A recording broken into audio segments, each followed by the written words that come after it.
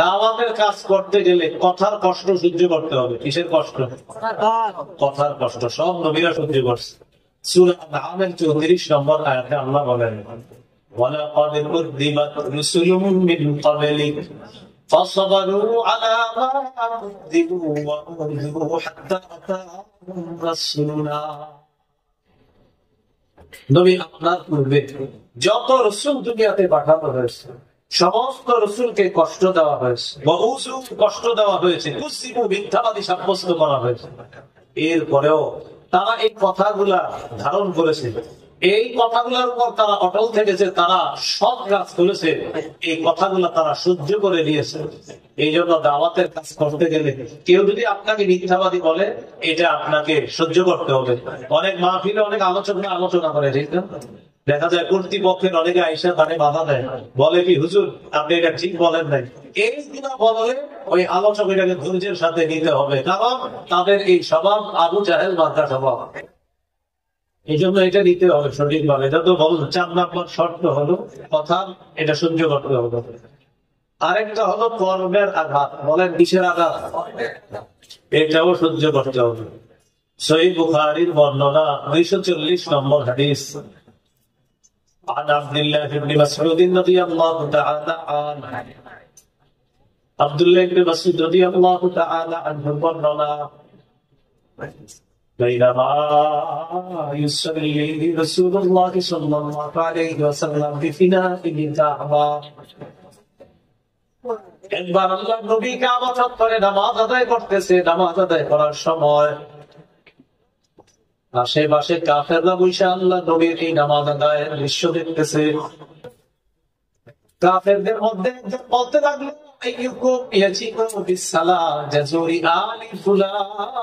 তোমাদের মধ্যে কে পারবা অমুক এলাকায় যাওয়ার পর ওই এলাকার উটের নারী বুড়ি পায়খানা প্রস্রাব গুলা আনার পর মুহাম্মদ যখন সিজদায় যাবে তার কাঁধের মধ্যে রেখে দিবা। কে পারবা? এটা বলার পর সবচেয়ে পাপিষ্ঠ নিকৃষ্ট ব্যক্তি, তার নাম উকবা ইবনে আবি মুআইদ, সে দাঁড়াইছে। সে বলল আমি পারবো। ওই এলাকায় গেছে, ওকে নারী বুড়ি এগুলা আনার পর নবীজি সিজদায় গেছে। নবীর এই কাঁধের উপরে ওটের এই প্রস্রাব পায়খানা গোবর নারী বুড়ি রেখে দিস। নবীজি নামাজ পড়তেছে।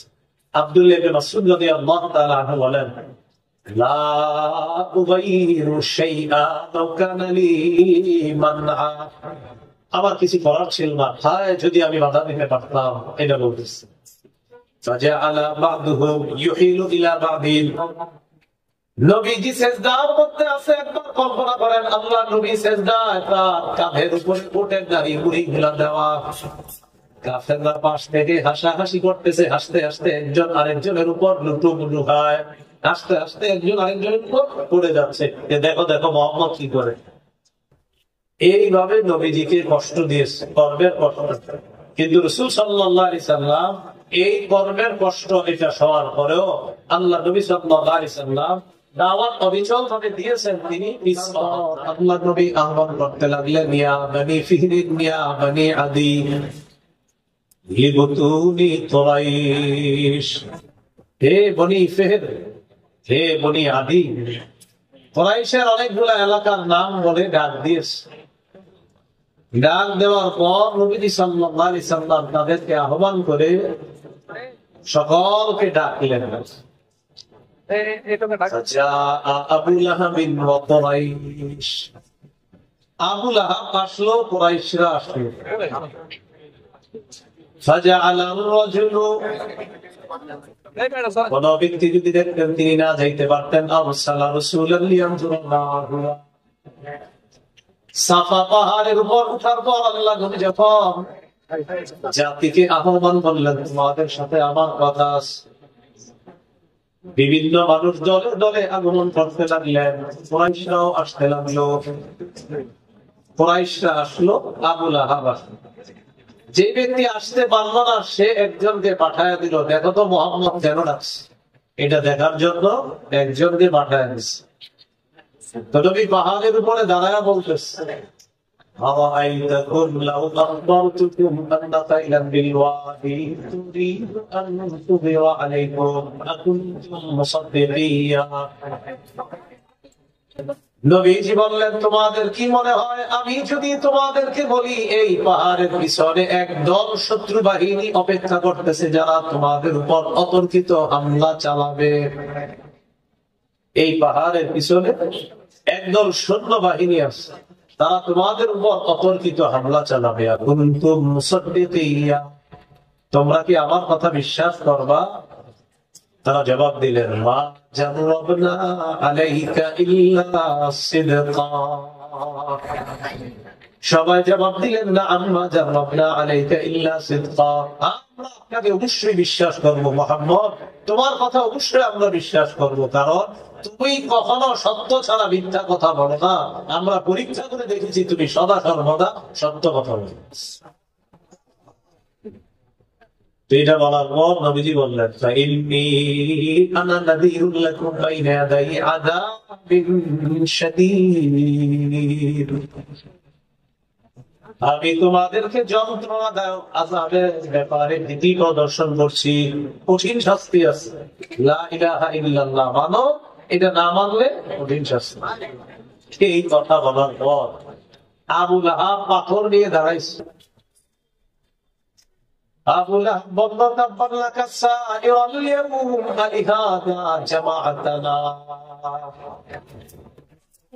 মুহাম্মদ তুমি কি আমাদেরকে এজন্য একত্রিত করেছো? তুমি ধ্বংস হও, নাউজুবিল্লাহ বলবে, পুরোটা দিন ধ্বংস হোক, নাউজুবিল্লাহ, আমাদেরকে এজন্য তুমি ডাকছো? তখন আল্লাহ তাআলা আয়াত নাযিল করলেন, তাব্বাত ইয়াদা আবি লাহাবিন ওয়া তাব, আবু লাহাবের দুই হাত ধ্বংস হোক, সে নিজেও ধ্বংস হোক। আমার নবীকে বলছে ধ্বংস হবে, আমি আল্লাহ আয়াত নাযিল করে দিলাম আবু লাহাব ধ্বংস হবে, তার দুই হাত ধ্বংস হবে। তখন আল্লাহ এই সূরা লাহাব নাযিল করেছে। নবীজি এইভাবে দাওয়াতের কাজ প্রকাশ্যে শুরু করলেন। তো দাওয়াতের কাজ যখন প্রকাশ্যে করতে লাগলেন, আস্তে আস্তে মানুষ মুসলমান হয়। এই হলো নবীজির দাওয়াত শুরু হয়ে গেল প্রকাশ্য। আমাদের নবী শেষ নবী, নবীজির পরে আর নবী আল্লাহ তাআলা নতুন করে কাউকে বানাবেন না। সহিহ বুখারীর বর্ণনা 3535 নম্বর হাদিস, 3535। রাসূলুল্লাহ সাল্লাল্লাহু আলাইহি ওয়াসাল্লাম, ইন্না মাসালি ওয়া মাসালাল আমবিয়া'i মিন ক্বাবলি কামাসালি রাজুলিন বানা বাইতান ফাআহসানাহু ওয়া আজমালা ইল্লা মাওদিআ লাবিনাতিন ফি যাবিয়া। নবীজি বলেন, আমার দৃষ্টান্ত আর আমার পূর্ববর্তী যারা, তাদের দৃষ্টান্ত হলো এমন এক ব্যক্তির মতো যে ব্যক্তি একটা ঘর বানিয়েছে। তাকান, একটা ঘর, বলেন এটা কি একটা?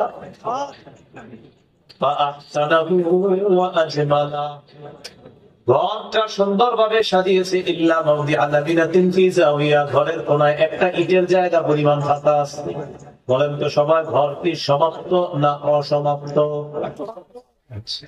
একটা ঘর বানাইছে, সুন্দর করে সাজিয়েছে, ঘরের কোনায় একটা ইটের জায়গা পরিমাণ ফাঁকা আছে, তাহলে ঘর কি সমাপ্ত না অসমাপ্ত? অসমাপ্ত।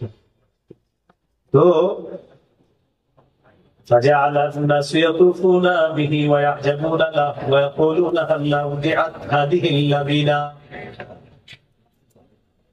সুন্দরী ঘর মানুষ দলে দলে দেখতে যায়, ঘরটার চারপাশে মানুষ তফ করে দেখে, তফ মানে প্রদক্ষিণ করে দেখে। ঘরটা যখন দেখে সবাই ঘরের সৌন্দর্য দেখে আশ্চর্য হয়, মন দেখে ঘরটা সুন্দর, সবাই দেখে আর সবাই খুশি হয়, এত সুন্দর ঘর। সবাই ঘুরতে ঘুরতে একটা জায়গা দেখা বেশি আশ্চর্য হয়। আলেম ছাড়া অন্যরা বলেন তো কোন জায়গাটা দেখা? মাশাআল্লাহ, কোন জায়গাটা? ইটের। তো সবাই ঘুরে ঘুরতে ঘুরতে দেখে ঘর সুন্দর, একটা ইটের জায়গা ফাঁকা আছে। তখন সবাই বলে, এই ইটের জায়গাটা কেন ফাঁকা, ইট কেন লাগানো হয় নাই? আমাদের নবী বলেন আনাল নবিয়্যিনা ওয়া আনা খাতামুন নাবিয়্যিনা লা নাবিয়্যা বাদি। শোনো তোমরা, আমি হলাম সেই ঈদ। সুবহানাল্লাহ। আদম নবী থেকে ঈসা নবী পর্যন্ত নবুয়তের পর আল্লাহ সাজিয়েছে। ঘরটাকে নবুয়তের রঙে আল্লাহ রঙিন করেছেন। একটা ইটের জায়গা ফাঁকা, যে জায়গাটা ফাঁকা এই জায়গা অন্য জায়গা নয়, ওই ইটটা হলাম আমি নবী মুহাম্মদ। আমার মাধ্যমে এই ইটের জায়গা পূরণ করে নবুয়তের ঘরের সৌন্দর্যের সমাপ্ত আল্লাহ করেছেন। আনা খাতামুন নাবিয়্যিনা লা নাবিয়্যা বাদি। শোনো, আমি শেষ নবী, আমার পরে আর কোন নবী হবে না। আমি শেষ নবী, আমার পরে আর কোন নবী হবে না। এই হলো নবীজি সাল্লাল্লাহু আলাইহি সাল্লাম বলে দিলেন আমাদের নবী শেষ নবী, তারপরে আর নবী হবে না। যেহেতু নবী হবে না, তো এই কাজ করবে কে? দাওয়াতের কাজ। সহিহ বুখারীর বর্ণনা 3461 নম্বর হাদিস। قال رسول الله صلى الله عليه وسلم بلغوا عني ولو آية। আমার পক্ষ থেকে একটা আয়াত যদি তোমরা জানো, এটা অন্যের কাছে তাবলীগ করো, প্রচার করো, পৌঁছায় দাও। তাহলে নবীজি আর যেহেতু আসবে না, শেষ নবী তিনি, তারপরে এই দায়িত্ব এখন উলামায়ে কেরামের, আমাদের, আমার, আপনার সমস্ত মুমিনের দায়িত্ব এখন নবীর কাজটা অন্যের কাছে পৌঁছায় দাও। সূরা আলী ইমরানের 110 নম্বর আয়াতে আল্লাহ বলেন কুনতুম খায়রা উম্মাতিন মুখরিজাতিন নাস তা'মুরুনা বিল মা'রুফি ওয়া তানহাউনা আনিল মুনকারি ওয়া তু'মিনুনা বিল্লাহ। আল্লাহ তাআলা বলেন তোমরাই হলো শ্রেষ্ঠ উম্মত, তোমাদেরকে মানুষের কল্যাণের জন্য বের করা হয়েছে। তোমাদের কাজ হলো তা'মুরুনা বিল মা'রুফি ওয়া তানহাউনা আনিল মুনকার, সৎ কাজের আদেশ করবা, অসৎ কাজ থেকে নিষেধ করবা, বাধা দিবা। এটা আমাদের কাজ। আল্লাহ আমাদেরকে করার তৌফিক দান করেন। উলামায়ে কেরামের পরামর্শে নবীওয়ালা কাজ নবীর ওয়ারিসদের থেকে শিখে, নবীর ওয়ারিসরা যেভাবে বলবে ওইভাবে এই কাজটা যেন আমরা করতে পারি, অন্ধ অনুসরণ যেন ছেড়ে সঠিক অনুসরণ করে এই কাজ সবাই করতে পারি। আল্লাহ তৌফিক দান করুন। তবে এই কাজ করার দায়িত্ব এখন সবার, বলে এই কাজ করার দায়িত্ব এখন সবাইকে এই কাজ করতে হবে। আল্লাহ তাআলা বুঝার তৌফিক দান করেন। এখন কথা হলো, এটা করতে গিয়ে কিছু কাজ আছে, কিছু গুণাবলী লাগবে আপনার। সেই গুণাবলীর মধ্যে 1 নম্বর গুণ হলো ইখলাস। বলেন 1 নম্বর গুণ কি? ইখলাস থাকতে হবে এই কাজে যারা করব। নবীজি সাল্লাল্লাহু আলাইহি সাল্লামের এই কাজ যারা করব, কাজের মধ্যে ইখলাস থাকতে হবে। সূরা জুমারের 11 নম্বর আয়াতে আল্লাহ বলেন قل إني أمرت أن أعبد الله مخلصا له الدين। আল্লাহ তাআলা বলেন, নবী আপনি বলেন আমাকে আদেশ করা হয়েছে আমি যেন দ্বীনকে একনিষ্ঠ করে আল্লাহর জন্য ইবাদত করি। আমি যেন দ্বীনকে একনিষ্ঠ করে ইবাদত করি, এই ব্যাপারে আমাকে আদেশ করা হয়েছে। এই 1 নাম্বার ইখলাস। 2 নাম্বার أن يعتقد أنه وارث بدعوته صلى الله عليه وسلم لنبينا محمد صلى الله عليه وسلم।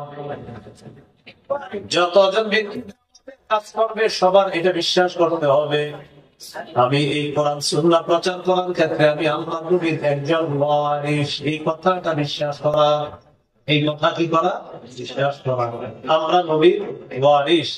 যারা অনুপস্থিত আছে তাদের কাছে এটা পৌঁছে দেওয়া, এটা আমাদের দায়িত্ব, কর্তব্য। রাসূলুল্লাহ সাল্লাল্লাহু আলাইহি ওয়াসাল্লাম বলেন ইয়া আইয়ুহান নাস ইন্না রাব্বাকুম ওয়াহিদ। হে লোক সকল, তোমাদের রব একজন। ওয়া আবাকুম ওয়াহিদুন, তোমাদের পিতা একজন। তোমাদের রব একজন, তোমাদের পিতা একজন।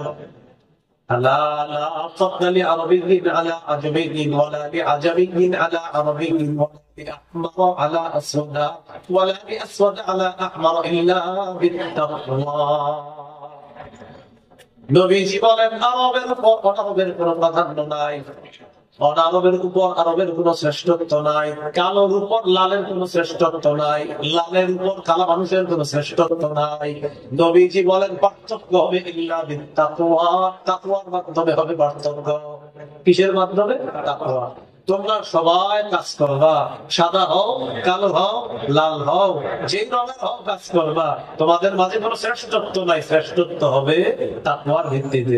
সাথে সাথে নবী আয়াত তেলাওয়াত করলেন, ইন্না আকরামাকুম ইনদাল্লাহি আতকাকুম, তোমাদের মাঝে আল্লাহর কাছে সবচেয়ে মুত্তাকি সম্মানিত ওই ব্যক্তি, যে ব্যক্তি আল্লাহকে সবচেয়ে বেশি ভয় করে, সে হলো সবচেয়ে সম্মানিত। সুবহানাল্লাহ।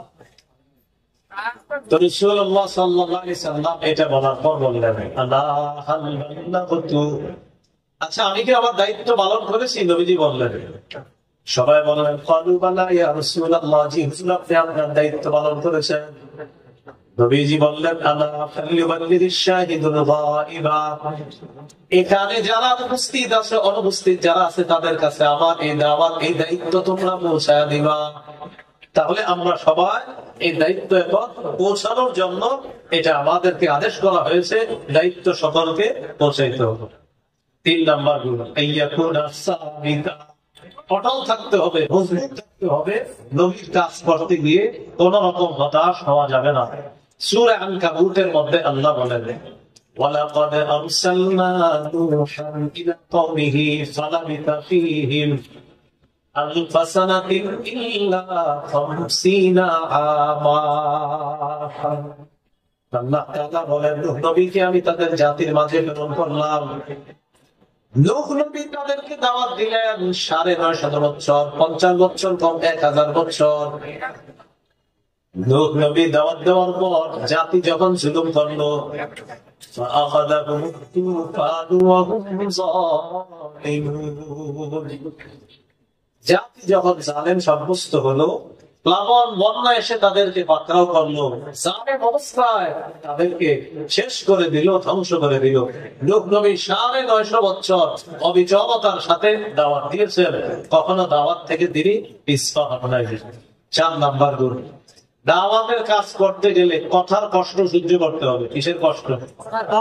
কথার কষ্ট। সব নবীরা সহ্য করছে।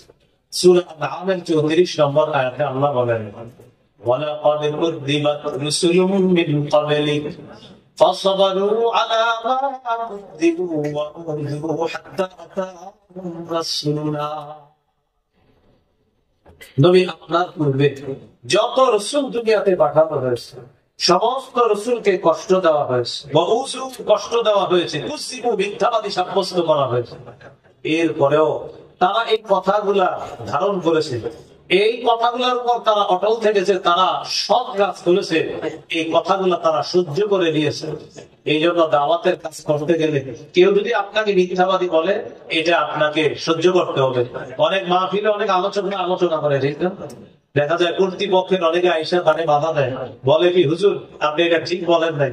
এইগুলা বললে ওই আলোচক এটাকে ধৈর্যের সাথে নিতে হবে, কারণ তাদের এই স্বভাব আবু জাহেল মার্কা স্বভাব। এই জন্য এটা নিতে হবে সঠিকভাবে। এটা তো বল 4 নম্বর শর্ত হলো কথা, এটা সহ্য করতে হবে। আরেকটা হলো কর্মের আঘাত। বলেন কিসের আঘাত? এটাও সহ্য করতে হবে। সহিহ বুখারীর বর্ণনা 240 নম্বর হাদিস, عن عبد الله بن مسعود رضي الله تعالى عنه, عبد الله بن مسعود رضي الله تعالى عنه বর্ণনা, بينما يصلي رسول الله صلى الله عليه وسلم بفناء الكعبة, একবার আল্লাহ নবী কাবা চত্বরে নামাজ আদায় করতেছে। নামাজ আদায় করার সময় আশেপাশে কাফেররা বসে আল্লাহ নবীর এই নামাজ আদায়ের দৃশ্য দেখতেছে।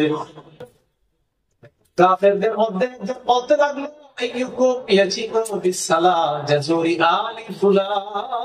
তোমাদের মধ্যে কে পারবা অমুক এলাকায় যাবা, যাওয়ার পর ওই এলাকার উটের নারী বুড়ি পায়খানা প্রস্রাব গুলা আনার পর মুহাম্মদ যখন সিজদায় যাবে তার কাঁধের মধ্যে রেখে দিবা। কে পারবা? এটা বলার পর সবচেয়ে পাপিষ্ঠ নিকৃষ্ট এক ব্যক্তি, তার নাম উকবা ইবনে আবি মুআইদ। সে দাঁড়াইছে, সে বলল আমি পারবো।